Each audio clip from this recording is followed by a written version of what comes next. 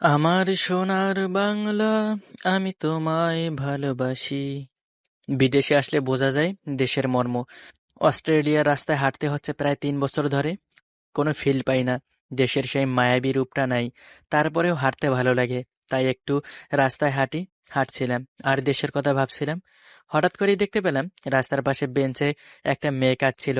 মেয়েটাকে দেখে মনে হচ্ছিল, না, বিদেশি না, তার চেহারার গঠন রঙের মাঝে দেশীয় একটা মায়া আছে। তাই আর সময় নষ্ট না করে আমি জানতে চাইলাম ওনার কাদার কারণটা কি। হেই, কিতা? আচ্ছা, তার মানে আমার অনুমানটা এখন আর অনুমান রইল না, বাস্তবে আমি ঠিকই ভেবেছি। কি? মানে আপনি যে বাঙালি, সেটা আমি ঠিক ভেবেছি। ও আচ্ছা, ভালো। আপনার সাথে কথা বলতে আসার একটাই কারণ আছে। উম, বলেন কি কারণ? আপনি কি আমাকে বলতে পারবেন আপনি এখানে বসে বসে কাঁদছেন কেন? তা জেনে আপনি কি করবেন? বারে, জানতে চাইবো না? আমার দেশের মানুষ ভিন দেশে রাস্তার পাশে বসে কাঁদছে, সেটা তো আমার জানা দরকার, তাই না? ভালো। বলেন। থাক, জানা লাগবে না। তারপর আমি ধমক দিয়ে বললাম, বলেন বলছি। তারপর সে জোরে কেঁদে দিল। তারপর বলল, আমি এখানে 3 ঘন্টা ধরে বসে আছি। আমি কোথাও আমার ব্যাগ হারিয়ে ফেলেছি। এখন আমি বাড়ি কিভাবে যাব? আমার ব্যাগে আমার ফোন, ডলার সব হারিয়ে ফেলেছি। একটা মানুষও এসে আমার সমস্যার কথা জানতে চাইলো না। আহা, আপনি কাঁদছেন কেন? কে বলেছে আপনাকে আপনার খোঁজ নিতে কেউ আসেনি? এই যে আমি এখন আসে আপনার সমস্যার কথা জানতে চাচ্ছি না? হ্যাঁ। একা একা বাড়ি যেতে পারবেন তো? হ্যাঁ, পারবো। কিন্তু কিভাবে যাব? সমস্যা নেই, এক কাজ করেন। কি? তারপর আমি আমার পকেট থেকে কিছু ডলার তার হাতে দিয়ে বললাম, এটা দিয়ে আপনি বাসায় চলে যান। না না, আমি এটা নিতে পারবো না। আচ্ছা, আপনার এখন বাসায় যেতে হবে। এটা না নিলে আপনি কিভাবে বাসায় যাবেন? রাখেন। আমাকে ক্ষমা করবেন। আমি এটা নিতে পারবো না। আচ্ছা, ঋণ হিসেবে নিয়ে নিন, পরে আমাকে দিয়ে দিয়েন। কিন্তু কিভাবে দিব? আগে তো রাখেন। তারপর আমি সেটা রেখে দিলাম। Good girl. এবার বলেন, আপনাকে আমি এটা ফেরত দিব কিভাবে? আর যদি কোনোদিন দেখা হয় সেদিন দিয়ে দিবেন। আমার নাম্বার দিয়ে আপনি কি করবেন? আমি বাসায় যাব, তারপর একটা ফোন কিনবো, আমার সিম রিপ্লেস করব, তারপর আপনাকে কল করব। পরের দিন আপনার সাথে দেখা করব। তারপর আপনার ঋণ শোধ করব। তারপর আমি শান্তি পাবো। এর আগে বুঝি আপনি শান্তি পাবেন না? মোটেও না। আচ্ছা, তাহলে নিন নাম্বারটা। তারপর আমি নাম্বারটা দিলাম। আচ্ছা, তবে? তবে এখন আপনি বাসায় যান। আর বাসায় যাওয়ার সাথে সাথেই যে কোনো কারো ফোন দিয়ে আমাকে কল করবেন, জানাবেন আপনি পৌঁছেছেন কিনা। আচ্ছা, ঠিক আছে। আচ্ছা, তাহলে আমি আসি। দেখা হবে। শুনেন, জি। আপনি আমারও তো সাহায্য করছেন কেন? আপনার জায়গায় যে কোনো মানুষ হলেই আমি এটা করতাম। আর আপনার আরও একটা প্লাস পয়েন্ট হলো, আপনি আমার দেশের মানুষ। আমি বাংলাদেশের মানুষ হয়ে স্বদেশের মানুষের যদি সহ্য করতে না পারি, তাহলে আমি তো মানুষের তালিকায় পড়ব না। আপনি কি অনেক ভালো মানুষ? ঠিক আছে, এখন বাসায় যান। অনেক সময় ধরে এখানে আছেন, বাসার সবাই টেনশন করবে। তারপর আমি আমার বাসায় চলে আসি। বাসায় এসে আমি আমার রুমমেটের মোবাইল দিয়ে তাকে কল করি। কল করার পেছনে একটা কারণ আছে, আর সেটা হলো, যে ব্যক্তি আমার এত বড় হেল্প করেছে তাকে দুশ্চিন্তা মুক্ত রাখি। আসসালামু আলাইকুম, কে বলছেন? আমি রিমি। কোন রিমি? ভুলে গেলেন? দুঃখিত, আমি চিনতে পারিনি। আপনি একটু যদি আপনার পরিচয় দিতে পারতেন। মানুষকে সাহায্য করে আপনি খুব তাড়াতাড়ি ভুলে যান। যাই হোক, আপনি বলেছিলেন বাসায় আসার সাথে সাথে আপনাকে কল করতে। ও আচ্ছা, তার মানে আপনার নাম রিমি। জি, আমার নাম রিমি। বাসায় যেতে কোনো অসুবিধা হয়নি তো? না, বাসায় আমি ঠিকমতোই পৌঁছেছি। আচ্ছা, ঠিক আছে, তাহলে ফ্রেশ হয়ে রেস্ট করুন। অনেক সময় বাইরে ছিলেন, অনেক ক্লান্ত, তাই না? জি। আচ্ছা, তাহলে ভালো থাকবেন। হুম। পরের দিন সকালবেলা ঘুম ভাঙতেই মোবাইলে দেখতে পেলাম 30টার বেশি কল এসেছে। আপনাদের তো বলতেই ভুলে গেছি, আমি একটু দেরি করে ঘুম থেকে উঠি। তারপর আমি কল ব্যাক করলাম। কল করতে সময় লাগলেও কলটা রিসিভ করতে এক মুহূর্ত দেরি হলো না। কি ব্যাপার? এত কল করলাম, আপনি কোথায় ছিলেন? কে? রিমি, এটা আমার নাম্বার। ও, কই ছিলেন? আসলে আমি ঘুমিয়েছিলাম। কখন দেখা করবেন? দেখা করার কোনো কথা ছিল? আমি জানি না, কখন দেখা করবেন সেটা বলেন। আচ্ছা, আমি ফ্রেশ হয়ে ঘন্টা দুয়েক পর আসছি। কোন জায়গায়? তারপর আমি রিমিকে ঠিকানাটা দিয়ে দেই। 2 ঘন্টা পরে ছেলেটা আসলো। আমি যাওয়ার সাথে সাথে কোনো কথা না বলে আগে আমার দেওয়া মোহরগুলো ফিরিয়ে দিল। কি হচ্ছে এসব? আপনার ঋণ শোধ করলাম। আপনার নাম কি জানতে পারি? আমি রাকিব। আমার নাম তো আপনি জানেনই। আমি এখানে পড়তে এসেছি। আমার সাথে কেউ থাকে না। আমার শুধু একটা ফ্রেন্ড আছে। সে আমার ক্লাসমেট, আবার রুমমেট সব। আচ্ছা, ভালো। আমরা ফ্রেন্ড হতে পারি? হয়ে কি করবেন? আমি কফি খেতে চাই এখন। কিন্তু আমি জানি না, আমি এখন খাবো। আচ্ছা, চলেন। তারপর রিমিকে নিয়ে একটা কফি শপে গেলাম। কফি খেতে খেতে আমাকে বলল, আপনি আমার উত্তরটা দিলেন না। কি সেটা? আমরা ফ্রেন্ড হতে পারি? আমরা বন্ধু ছিলাম না কবে? থ্যাঙ্কস। তাহলে এখন বাড়ি যাওয়া যাক, আমার একটু কাজ আছে। আচ্ছা, ঠিক আছে। তারপর আমি বাসায় চলে আসি। ঘন্টা দুয়েক পরে আমার ফ্লাইট, যেতে হবে দেশে। আমার ভাইয়ের বিয়ে, তাই তাড়াহুড়ো করে রওনা দিলাম দেশের পথে। টানা একদিন যাত্রার শেষে আমি গিয়ে পৌঁছালাম আমার বাড়ি। বাড়িতে গিয়ে মা এবং বাবার সাথে দেখা করতে আমার কলিজাটা ঠান্ডা হয়ে গেল। সবার সাথে কুশল বিনিময় করে আমি রেস্টে নিতে চলে গেলাম। এদিকে আমি রাকিবকে বারবার কল করলাম, কিন্তু ফোন বন্ধ আসছে। তাকে এতবার কল করার পেছনে কারণ হলো আমি দেশে চলে যাচ্ছি। তাকে সেটা বলে যেতে চাই। পরে যদি সে আমাকে কল করে না পায় তাহলে টেনশন করবে। কিন্তু উদ্ধার ফোন বন্ধ আসার কারণে আমি তাকে জানাতে পারিনি যে আমি দেশে চলে যাচ্ছি।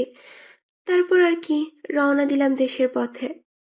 দেশে এসে দেশের প্রকৃতি, আপনজনদের মায়া, এসব নিয়েই কেটে গেল 2 দিন। বুঝতেই পারিনি কিভাবে যে 2 দিন কেটে গেল। আমার শুধু টেনশন হচ্ছে, রাকিব যদি আমাকে কলে না পায় তাহলে। একমাত্র ভাইয়ের বিয়ে, আমি খুব আনন্দ করছি। হঠাৎ করে আমার আনন্দের 12টা বাজিয়ে দিল। রিমির কথা মনে পড়ে। যে মেয়েটাকে আমি 1 ঘন্টার ভেতরে 30টারও বেশি কল দিয়েছে, সে মেয়েটা 2 দিন ধরে আমাকে কতবার কল করলো। সে যদি টেনশন করে, আমার অনেক বড় ভুল হয়েছে। রিমিকে না জানিয়ে দেশে চলে যাচ্ছি। তারপর আর দেরি না করে দেশীয় একটা না সিম দিয়ে তাকে কল করি, কিন্তু ফোনটা বন্ধ আছে। অনেকবার ট্রাই করছি, কেটে গেল। আরো 2 দিন হয়ে গেল ভাইয়ের বিয়ে। সকালবেলা হঠাৎ করেই আমার রুমের দরজায় ঠক ঠক শব্দ শুনতে পেলাম। আসতে পারি? আরে ভাবি, আপনি? হ্যাঁ, আমি। আমার উপর রাগ বুঝছি? ছি ছি ভাবি, কি বলেন? আপনার ওপর রাগ করবো কেন? তাহলে 2 দিন হয়ে গেল তোমাদের বাসায় আসলাম, এখনো পর্যন্ত তুমি আমার সাথে ঠিকমতো কথা বলনি, তার কারণ?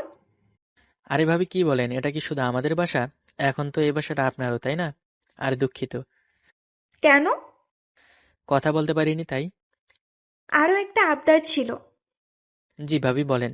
অবশ্যই আমি আপনার আবদার পূরণ করব। আমাকে আপনি করে বলা যাবে না, আমাকে তুমি করে বলবে।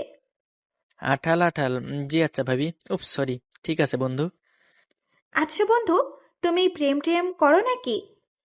না ভাবি, এখন সুযোগ হয়নি। তবে তবে কি? আমি হয়তো একজনকে ভালোবেসে ফেলেছি। তুমি কি শিওর না?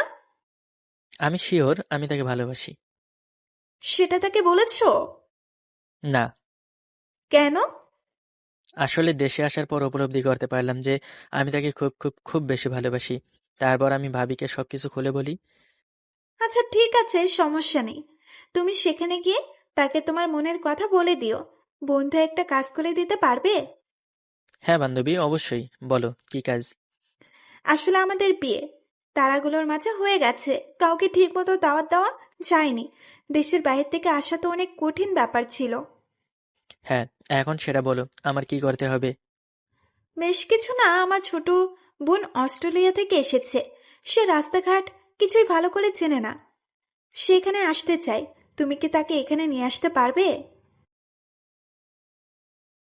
বাসায়? আচ্ছা ঠিক আছে, আমি ওনাকে নিয়ে আসবো। থ্যাংক ইউ দেবর্ষি। ভাবিজি, ওনাকে কল করে বলে দিন আমি 1 ঘন্টার ভেতরে গিয়ে পৌঁছে যাব। উনি যেন রেডি থাকেন। আচ্ছা ঠিক আছে। তারপর আমি বাইক নিয়ে বেরিয়ে পড়ি ভাইয়ার শ্বশুরবাড়ির পথে। 2 ঘন্টা পর আমি সেখানে গিয়ে পৌঁছাই। সেখানে গিয়ে আমি ভাবিকে কল করি। জি দেবর মশাই, বলেন। ভাবি, আমি তোমার বাসার নিচে আছি। আমি বাসায় যেতে চাচ্ছি না, তোমার বোনকে যদি কল করে বলতে নিচে আসার জন্য। আচ্ছা ঠিক আছে, আমি বলছি। তারপর আমি রিমিকে কল করে বলি বাসার নিচে যাওয়ার জন্য। আমি যাব না। কেন? আপনার দেবর বললেন না 1 ঘন্টার মধ্যে আসবেন, এখন 2 ঘন্টার উপরে পার হয়ে গেছে। আচ্ছা, হয়তো ব্যস্ত ছিল, যেতে পারেনি। এখন তো এসেছে, তুই আয়। হ্যাঁ হ্যাঁ ঠিক আছে, আসছি। রাগের মাথায় আমি সোজা নিচে গিয়ে বাইকে উঠে বসে পড়ি। যে মানুষ তার টাইম মেনটেন করে না, আমি তার মুখটাও দেখতে চাই না, রাগ করে অন্যদিকে তাকিয়ে বসে আছি। আমি বাইক চালাচ্ছি অবিরাম, কথা নাই বার্তা নাই। কি একটা মন গড়া মেয়েকে বাইকে বসালাম, এরকম জানলে তাকে নিয়ে আসতামই না। তারপর আমি কথা বলা শুরু করলাম। আসলে আমার আসতে একটু দেরি হয়েছে, তার কারণ রাস্তার চিত্রটা মাথা থেকে পড়ে গিয়েছিল, মানে ভুলে গেছিলাম। আমাকে ক্ষমা করবেন, দুঃখিত। ঠিক আছে। হঠাৎ করে মনে হলো ছেলেটার কণ্ঠ রাকিবের মতো না। তারপর একটু লুকিং গ্লাসের দিকে তাকিয়ে বুঝতে পারলাম তার কণ্ঠ শুধু রাকিবের মতো না, সেই মানুষটাই রাকিব। রাকিবকে দেখেই আমি আমার মুখ অন্যদিকে ঘুরিয়ে ফেললাম। একটা কথা জিজ্ঞেস করতে পারি? জি বলেন। আপনি রাস্তা ভুলে গেলেন কিভাবে? আসলে দেশের বাইরে থাকি তো, প্রথমবার এসেছি আপনাদের বাসায় বিয়ের দিন, আর আজকে আসলাম দ্বিতীয়বার, তাই একটু সমস্যা হয়েছে। আমাকে ঠিক মতো নিয়ে যেতে পারবেন তো? আপনি তা নিয়ে চিন্তিত থাকতে পারেন। কোন দেশে থাকেন? অস্ট্রেলিয়া। আপনি কোন দেশ থেকে আগত? Same, Australia. জানেন, আপনার কণ্ঠটা খুব চেনা চেনা মনে হচ্ছে। ফ্লার্ট করছেন? অস্ট্রেলিয়ায় কয়টা মেয়ের সাথে ফ্লার্ট করেছেন? আরে না না, আমি ফ্লার্ট করছি না। আর আপনি দ্বিতীয় প্রশ্নের উত্তর হলো, আমি একটাও প্রেম করিনি। মনে মনে কাউকে চান বুঝি? সেটা আপনার কেন মনে হচ্ছে? আপনার কথা বলার ভাবভঙ্গিতে মনে হয় আপনি কারো প্রেমে হাবুডুবু খাচ্ছেন। হ্যাঁ, আসলে আমি সেখানে একজনকে ভালোবেসে ফেলেছি। কিন্তু তারপর আমি ভাইয়ার শালিকে সব বলি। আচ্ছা, ধরেন আপনার অস্ট্রেলিয়ার সেই ভালোবাসার মানুষটা আপনার সামনে আসলো, তখন আপনি কি করবেন? হাই হ্যালো কথা বলে বাসায় নিয়ে যাব। তারপর ভাবির সাথে এক কথা বলে ভাবির হাত পায়ে ধরে তার সাথে সেটিং করিয়ে দিতে বলবো। আর দ্বিতীয়বার অস্ট্রেলিয়ার কাপল হয়ে যাব। ধুর বুদ্ধ! কেন? এইরকম কথা না হলে আমি কিছু না বলেই তাকে আগে জড়িয়ে ধরবো, তারপর ভাবিকে ম্যানেজ করব। আচ্ছা, ট্রাই করব। ভালো ভালো। আচ্ছা, আপনি কি আগে কখনো আমাকে দেখেছেন? আরে আমি তো এখন আপনাকে দেখিনি। গাড়িটা সাইড কইরেন একটা সুন্দর জায়গায়, তারপর আপনার জন্য একটা সারপ্রাইজ আছে। তারপর আমি একটা নদীর ধারে বাইকটা রাখলাম, সোজা রাস্তার দিকে তাকিয়ে আছি। আমি গাড়ি থেকে নেমে পিছনে দাঁড়িয়ে রাকিবকে বললাম, আচ্ছা, চোখটা বন্ধ করো। জি, চোখটা বন্ধ করেছি। তারপর আমি রাকিবের সামনে গিয়ে দাঁড়িয়ে বললাম, এবার চোখটা খুলতে পারো। চোখ খুলছিলাম সারপ্রাইজ পাবো বলে, তবে এরকম সারপ্রাইজ আমি স্বপ্নেও আশা করিনি। আমি এক মুহূর্তের জন্য জ্ঞান হারিয়ে ফেললাম, এরকম একটা অবস্থা। তারপর রাকিব আমার গালে হাত দিল। কি হয়েছে? কই কিছু না তো। তুমি আসলেই রিমি? আমি কি ভূত? আচ্ছা তবে চলো বাসায় যাই। এখন না বললে তোমার সে ভালোবাসার মানুষকে পেলে জড়িয়ে ধরবে? আমি কি তোমার সে ভালোবাসার মানুষ না? তুমি? তাহলে আগে জড়িয়ে ধরো। কি, ভয় লাগছে? খুব। আচ্ছা, তোমার ভয় আমি দূর করছি বলে আলতো করে রাকিবের গালে একটা চুমু দিলাম। তারপর আমি রিমিকে অনেকক্ষণ জড়িয়ে ধরে থাকি। তারপর আমি ভাবিকে কল করি। কি দেবর, আপনি কি আমার বোনকে পেয়েছেন? ভাবি, আমি তোমার বোনকে পেয়েছি কিনা সেটা পরে কথা হবে। তোমার সাথে একটা জরুরি কথা আছে। কি কথা? তোমাকে আমি বলেছিলাম না অস্ট্রেলিয়াতে একটা মেয়েকে আমি ভালোবেসে ফেলি। হ্যাঁ বলেছিলে তো, এখন কি হয়েছে? আমি তাকে এখন পেয়েছি। বাংলাদেশে? আশ্চর্য, আমি কি এখন মঙ্গল গ্রহে আছি নাকি? আচ্ছা আচ্ছা, এখন আমার কি করতে হবে? রাগ না করলে আমি সেই মেয়েটাকে নিয়ে বাসায় চলে আসি। এসে? তোমার সাথে পরিচয় করিয়ে দিতাম। আর? আর তুই যে মানে কি দেবর সাহেব? আম্মু আব্বু একটু ম্যানেজ করতে তুমি। আর কি প্লিজ ভাবি। আমিও আসলাম, এখনো 2 দিন হলো না। আরে আমার আব্বু আম্মুকে না। তাহলে চেষ্টা করব আগে তুমি নিয়ে আসো। আর শোনো, আমার বোনকে ঠিক মতো বাসায় নিয়ে এসো। প্রেমিকার দেখা পেয়ে আমার একমাত্র বোনকে ভুলে যেও না। জীবনেও না। তারপর আমি রিমিকে নিয়ে বাসায় যাই। বাসায় যাওয়ার পর রিমি সবার সাথে কথা বলতে ব্যস্ত। আর আমি এক কোণায় পড়ে আছি, অবহেলার শিকার। কিছুক্ষণ পর ভাবি এসে বললেন, কই আপনার ভালোবাসার মানুষ কই? নিয়ে আসলেন না যে? আমি তো নিয়ে এসেছি। পরিচয় করিয়ে দেওয়ার সময়টা কি দিয়েছো তুমি? তুমি তো তোমার বোনকে নিয়ে ব্যস্ত। আমাকে একটু সময় দিলে তোমার বোনকেও আমি দেখে নিব। একটুও গুরুত্ব দিচ্ছে না। আচ্ছা বাবা, সরি। এখন তুমি তোমার ভালোবাসার মানুষকে করে নিয়ে আসো। নিয়ে আসতে হবে না, ঘরেই আছে। মানে? এই রিমি, এদিকে আসো তো। আমার এরকম ব্যবহার দেখে আম্মু আব্বু ভাইয়া সবাই শকড খেয়ে গেছেন। কি বলো? ভাবি, এই হচ্ছে আমার অস্ট্রেলিয়ান। কি? রিমি, এটা কি করে সম্ভব? ভাবি, আমি জানি না। এটা হতে পারে না। আমার মনটা খারাপ হয়ে গেল। ঠিক আছে ভাবি, আপনার যদি আপত্তি থাকে আমার কোনো সমস্যা নেই। আমি আপনার বোনের থেকে দূরেই থাকবো। আমি কালকেই চলে যাব অস্ট্রেলিয়া। আর দেশে আসবো না। আর দেশে আসবো সেদিন, যেদিন জানতে পারবো আপনার বোন অস্ট্রেলিয়া রওনা হচ্ছে। তুমি এত সহজে আমাকে ভুলে যাওয়ার কথা বলছো?